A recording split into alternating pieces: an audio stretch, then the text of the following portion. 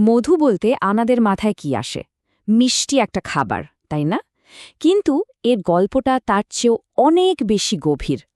চলুন আজ মধুর সেই অজানা জটিল দুনিয়াতে একবার ঢুমারা যাক, যা কেবল একটা মিষ্টি জিনিস হওয়ার থেকেও অনেক বেশি কিছু।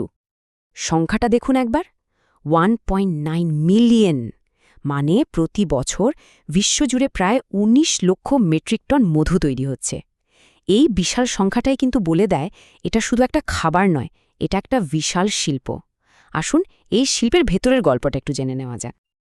ঠিক তাই, মধু আসলে শুধু একটা মিষ্টি জিনিস না, এটা যেন প্রকৃতি আর আমাদের সংস্কৃতির মধ্যে একটা সেতু তৈরি করে।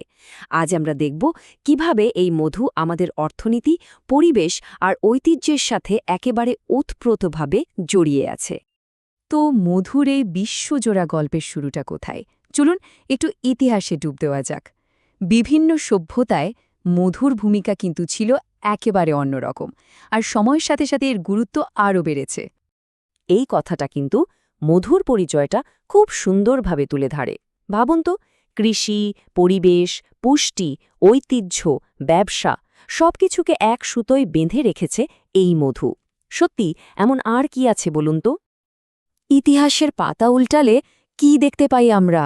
সেই প্রাচীন মিশরে ভাবুন, মধু ব্যবহার হতো মুদ্রার মতো, মানে এর অর্থনৈতিক মূল্য ছিল অমসম। আবার পবিত্র কুরআনের মতো ধর্মগ্রন্থে একে বলা হয়েছে নিরাময়কারী।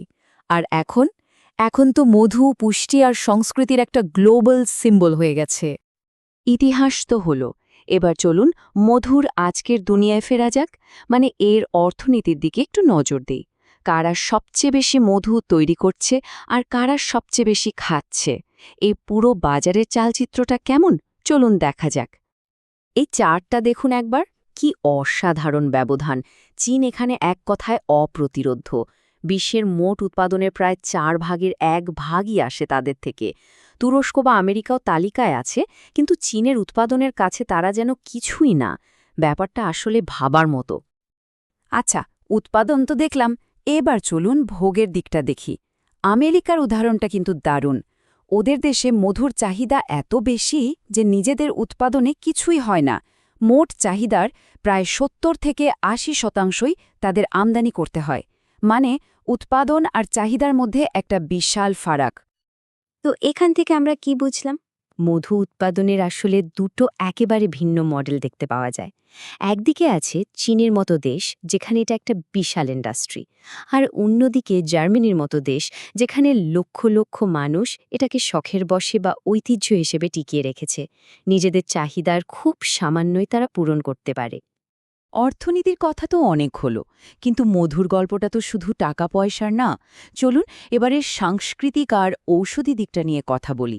খাবারের বাইরেও এর ভূমিকা কিন্তু অবাক করার মতো। এই যেমন ধরুন পাইন হানির কথা। এটা কিন্তু সাধারণ ফুলের মধু না, তুরস্কের পাইন গাছে থাকা এক ধরনের পোকার মিষ্টির রস থেকে এই মধু তৈরি হয়। আর মজার ব্যাপার হলো, বিশ্বের ৯০%-এরও বেশি পাইন হানি কিন্তু একাই তুরস্ক সরবরাহ করে। কি দারুণ বৈচিত্র্য, তাই না? মধুর ব্যবহার যে কত রকম হতে পারে, এই স্লাইডটা তার একটা দারুণ ঝলক। দেখুন, একদিকে ঐতিহ্যবাহী চীনা চিকিৎসা এটা ওষুধ, আবার অন্যদিকে রাশিয়ার ঐতিহ্যবাহী পানীয় মেডোভোখা তৈরিতেও লাগছে। আর তুরস্কে তো সকালের নাশতায় কাইমাকের সাথে মধু ছাড়া চলেই না। এতক্ষণ তো আমরা মধুর ভালো দিকগুলো নিয়েই কথা বললাম, কিন্তু এর ভবিষ্যৎ কিন্তু খুব একটা সুরক্ষিত নয়। বেশ কিছু বড়সড় চ্যালেঞ্জের মুখে পড়েছে পুরো মধু শিল্প। চলুন সেই সংকটগুলো কি কি তা একটু জেনে নিই। কিন্তু তার আগে একটা প্রশ্ন, আমরা দোকান থেকে যে মধু কিনে আনি, সেটা কি সবসময় আসল মধু, নাকি যা দেখছি তার আড়ালে অন্য কিছু আছে? বিশ্বজুড়ে মধুর সাপ্লাই চেইন আসলে ৩টে বড় বিপদের মুখে দাঁড়িয়ে। প্রথমটা হলো ভেজাল, মানে খাঁটি মধুর সাথে সস্তা সিরাপ মিশিয়ে দেওয়া। দ্বিতীয়টা হলো জলবায়ু পরিবর্তন, যার কারণে মৌমাছিদের থাকার জায়গা, তাদের খাবার সব নষ্ট হয়ে যাচ্ছে। আর তৃতীয়টা হলো নানা রকম রোগ আর পোকা, যেমন ভেরোয়া মাইট, যা মৌমাছির বংশকেই ধ্বংস করে দিচ্ছে। তো এই বিপদগুলো মোকাবেলার জন্য কি করা হচ্ছে? বেশ কিছু পদক্ষেপ কিন্তু নেওয়া হচ্ছে। যেমন ভেজাল ধরার জন্য আরও ভালো ল্যাব টেস্টিং চালু করা হচ্ছে, মধুর বোতলে সেটা কোথা থেকে আসছে সেই লেবেলিং আরও করা হচ্ছে, আবার বিশেষ কিছু মধুর গুণমান ধরে রাখার জন্য জিওগ্রাফিক্যাল ইন্ডিকেশন বা জিআই ট্যাগ দেওয়া হচ্ছে। আর সবশেষে বিজ্ঞানসম্মতভাবে মৌমাছি পালনে উৎসাহ দিতে বিভিন্ন দেশ নানা রকম মিশন হাতে নিচ্ছে। তাহলে পুরো আলোচনার শেষে আমরা কি বলতে পারি? মধু আসলে শুধু একটা পণ্য না, এটা যেন প্রকৃতি আর মানুষের মূল্যবোধের মধ্যে একটা সহযোগিতার গল্প, একটা দারুণ মেলবন্ধনের প্রতীক। কিন্তু এই গল্পটা টিকিয়ে রাখতে হলে আমাদের কি করতে হবে? মধুর ভবিষ্যৎ যদি রক্ষা করতে হয়, তাহলে সবার আগে কি এই ছোট্ট কারিগরদের, মানে মৌমাছিদের রক্ষা করা দরকার না? প্রশ্নটা কিন্তু ভাবার।